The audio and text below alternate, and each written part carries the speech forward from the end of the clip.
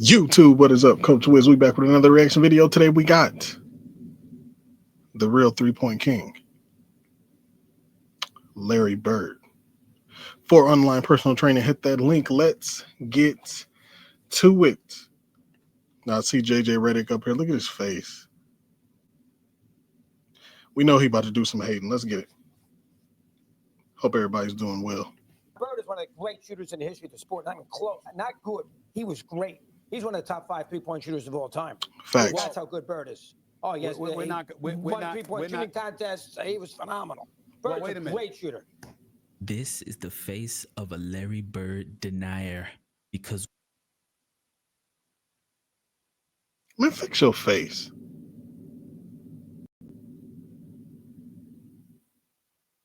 one seemingly innocuous comment about how great of a three-point shooter Larry Bird was had him all in his feelings. Doggy, it's just math. It's attempts, it's makes, and it's percentage. And there's no way you could ever argue Larry Bird is a top 3 3-point shooter of all time. There's plenty of people that have shot more, made more, and guess what? Made more at a higher percentage than Larry Bird from 3.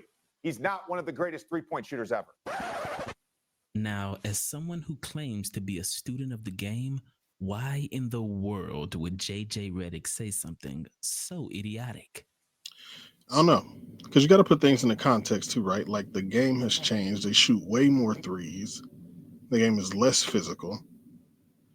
Could you imagine Larry Bird shooting 10 threes a game? Huh? They weren't even thinking about three-pointers like that back then. Just imagine. So you got to put all these things in the context.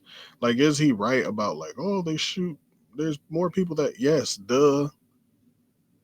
But that's not impressive when you're shooting 200 threes a game. It's not. That's all they do today. Stop. In the words of the great Roy Jones Jr., y'all must have forgot. Y'all must have JJ forgot. Redick, this video is dedicated to you. I lived that era, and Larry Bird was one of the greatest three-point shooters that's ever played this game. Fuck percentages. It ain't about that. It's about hitting big shots, things that he couldn't do as a player. Larry Bird hit more big three-point shots than anyone, even to this day, and he did it in supreme fashion while trash talking every step of the way. Hoop ain't like we're playing that. Phoenix, and we're way ahead, okay? When we're down in the old Saddle Dome that they had outside. Right. And Larry, we're playing good as a team. Larry has the worst fourth quarter known to man. I mean, he's throwing the ball to the other team. I'm like, good Lord, we had like a 15-point lead. Next thing you know, we're down 2. And I'm like, oh, how in the world are we going to lose this game?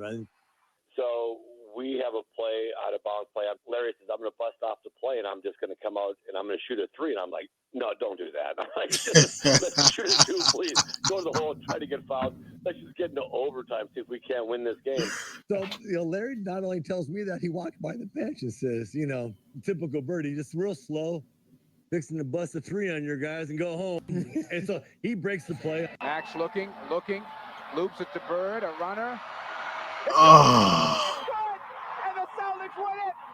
Bird hits and the Celtics win it.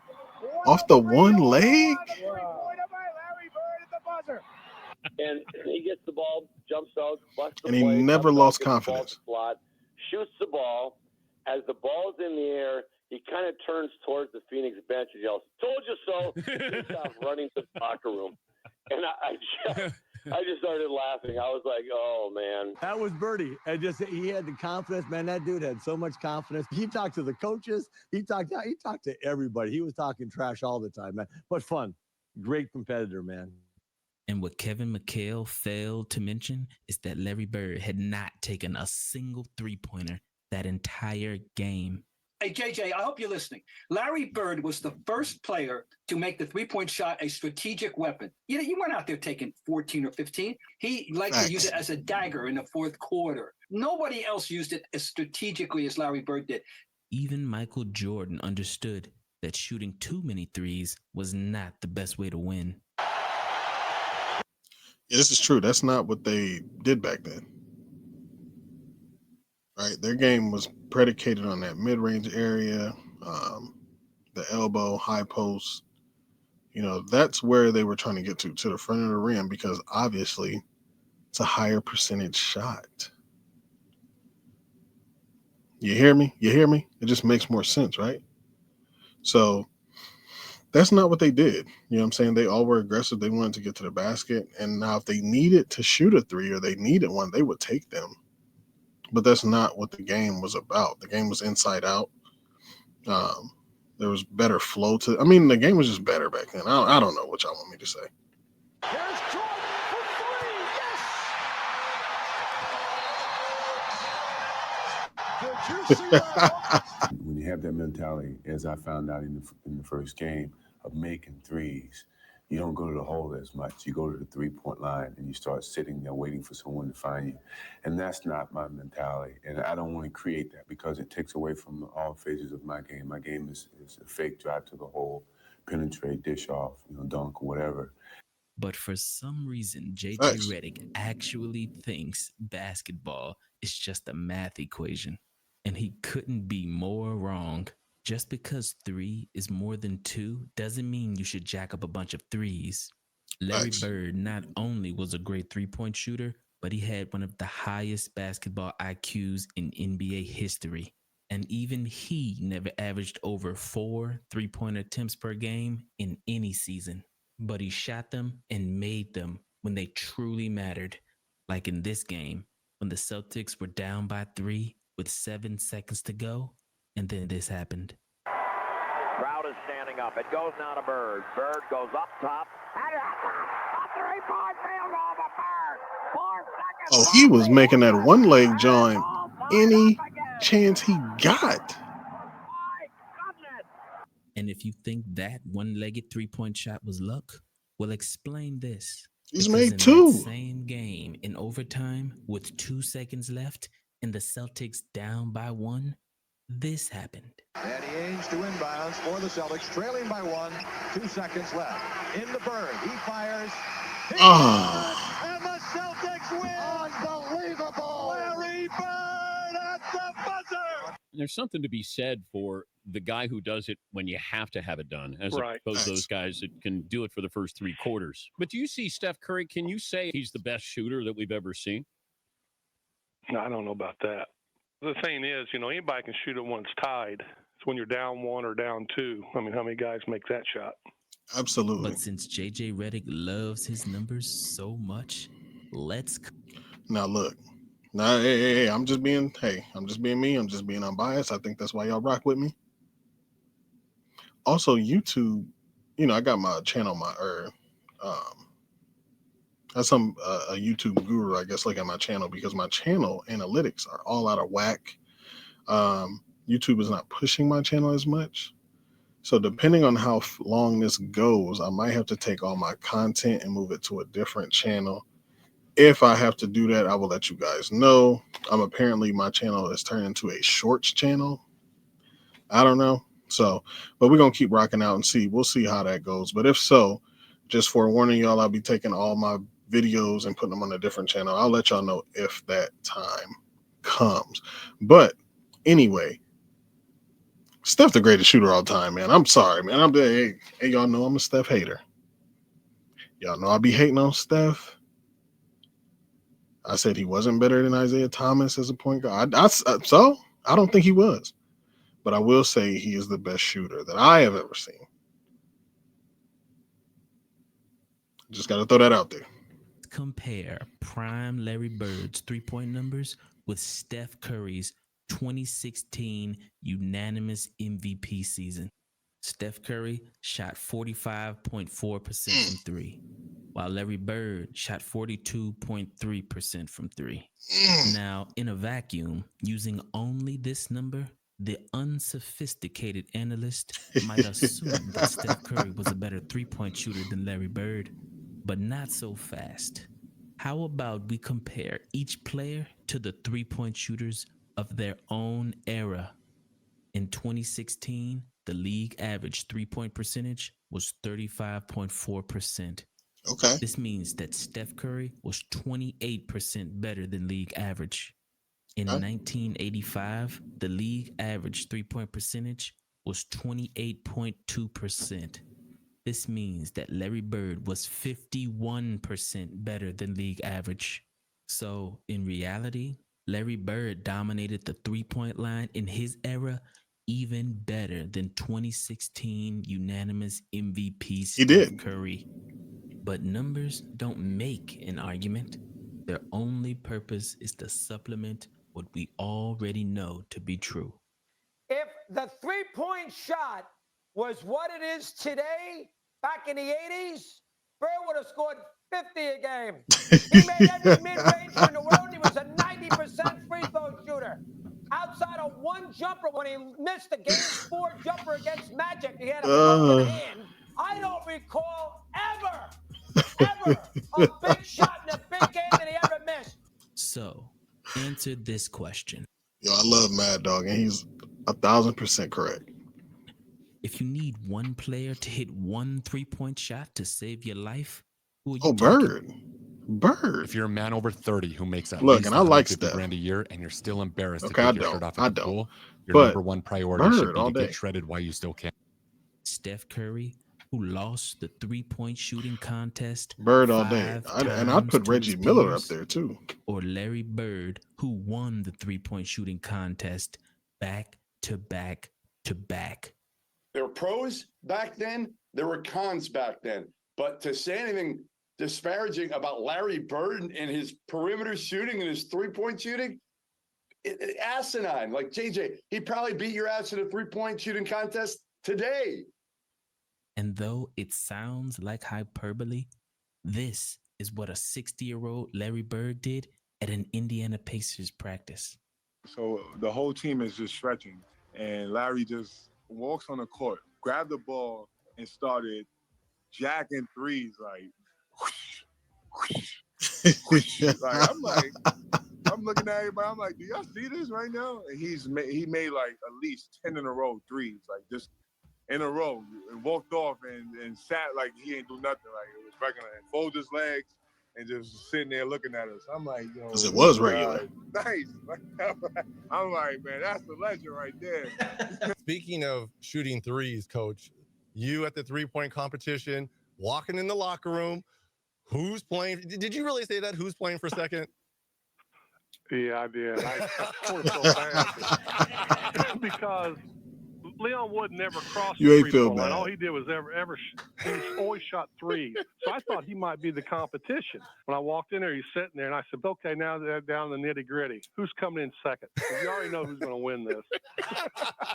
I think they were a little nervous. And after Larry Bird hit 11 straight threes in this final round, he decided to hit one off the backboard just for fun.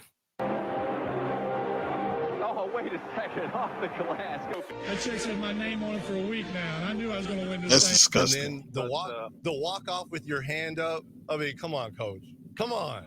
You know, when you're shooting them, you don't know what the score is. Right.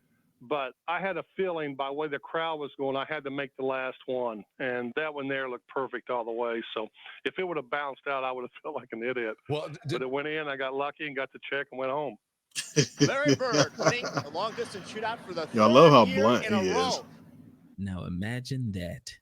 Larry Bird, who didn't even see a three-point line Didn't even see after him. he entered the NBA. Take it in the face, then now watch him shoot it. Unbelievable. You know how far Yo, away he that love is? that fake pass. Somehow became the greatest, most clutch three-point shooter of all time. And he did it in the most physical era of basketball. I don't care what JJ Redick says. Right. When I watch Steph Curry off the ball in a playoff game, Oh, he's great. I getting know that. grabbed and held by Marcus Smart, they're attached to him at all times. Right. Then when I watch Larry Bird come off a pin down and no one's within 5 feet of him and they're shooting the gap, you're telling JJ, you gotta stop. You got to stop. Stop, man. Nobody believes you.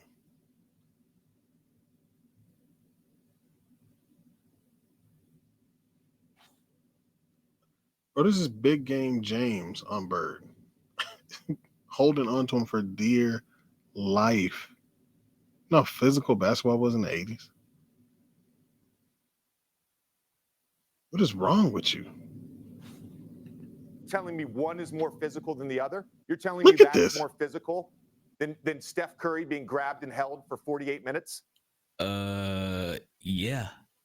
Well, I mean, JJ yeah, it was. continues Like, I to don't know what's wrong with embarrass him. his university and diminishes the worth of the Duke degree by speaking with such colossal ignorance in public, with such arrogance and authority. It's idiocy that suggests that a no hand-checking finesse league where people are camping out 42 and a half feet from the basket is more physical than the NBA of 30. Oh my God, let's talk about 50 or 60 years ago, but even 30 years ago. When does he come up with this? Bron said, "Get him out of here." Sense. And Michael Cooper, who was Larry Bird's toughest defender in the 80s, took J.J. Redick's comments very personally. You know what? Watch your mouth, man, when you're talking about former players and who can do this and who can do that. Because the game changed in the 80s because it was so physical. In today's NBA, I don't know what game he's looking at. You can't touch the guy. Anytime you touch anybody, a three-point shooter, come close to them when they're landing, it's a foul. To say that Steph is getting more contact, man, that guy has no clue of how basketball was played in the 80s. And I guarantee you this, J.J. Redick, if you had played in the 80s, this is Michael Cooper talking, I'd have locked your ass up. You wouldn't have got a shot off. You wouldn't have got nothing off. You had spent more time on the bench than on the floor. When I was on the floor, you couldn't have played when I was on the court. I mean... Yo, this is somebody that didn't like Larry Bird when they were playing. Like, they had a real rivalry going on. You hear the passion in his voice? JJ, what you gonna do, man?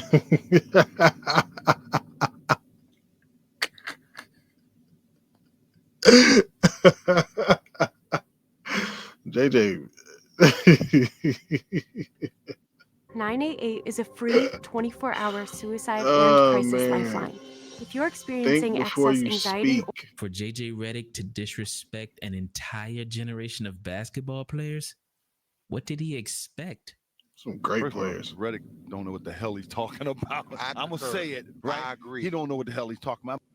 I would cry if Dominique Wilkins was talking bad about me.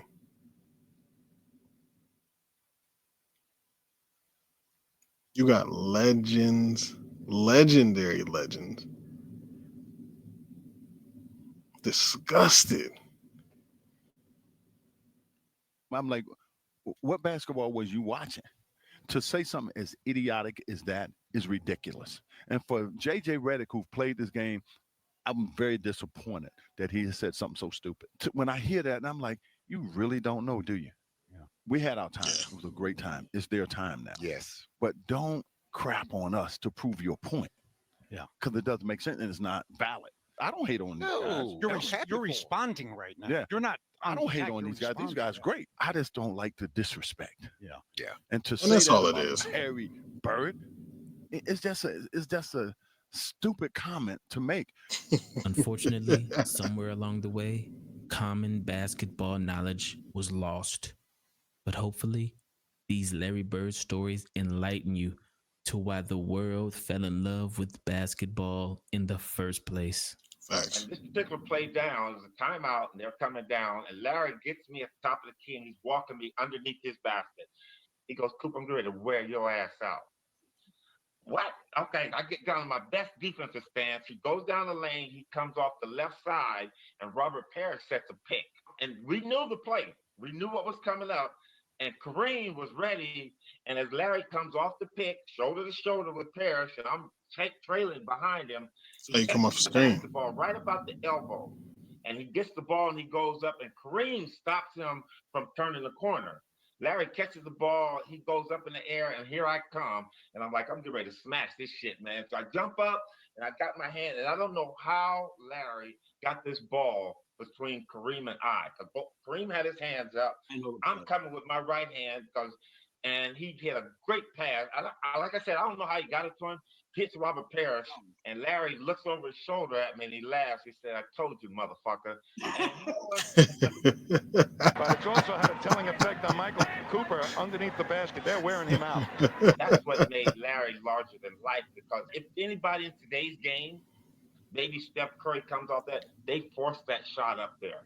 They try to get the shot off, but that's very, very true. Between Larry. That play right there softens you up for the next time. Now Kareem's not going to jump out. Now Larry's wide open and shoot the ball. So I would expect former players to really understand that. But I never, ever discount another player at any decade. I hate Larry Bird, but I respect the hell out of that man. And Larry Bird was one of the greatest three-point shooters that's ever played this game. Fuck percentages. It ain't about that. It's about hitting big shots. Do you want your videos to look like this? Well, in just 14 days, we've taught all these. Can you make them when they count? Our program's 14-day film. Can you make them when they count? That's what we want to know. Shout out to y'all, man. I appreciate y'all checking in with me. This is Coach Wiz. Again, in the next couple of weeks, we're going to see how the algorithm does, how the channel does. If it's still at a standstill and they're only pushing my shorts, I got rid of all my shorts because of this. So we'll kind of see if that helps. But if they do keep purposely pushing me into the shorts category for whatever reason, hopefully these videos will get back in you guys' algorithm and all that stuff now, because I did get rid of the shorts. So hopefully we can get this thing back in motion. But if not, I will be making another channel, taking all y'all favorite popular videos and putting them to that channel. Yeah, hopefully I have y'all support with that. If that has to happen, again, if you're 55 plus, you're looking to get in shape, looking to get healthy, you got loved ones who's looking to get healthy, I do chair exercises virtually as well too. Let's get back in shape. Let's get these dues paid. I really appreciate y'all tapping in with me, man. I am Coach Wiz. Let me know what you want to see next.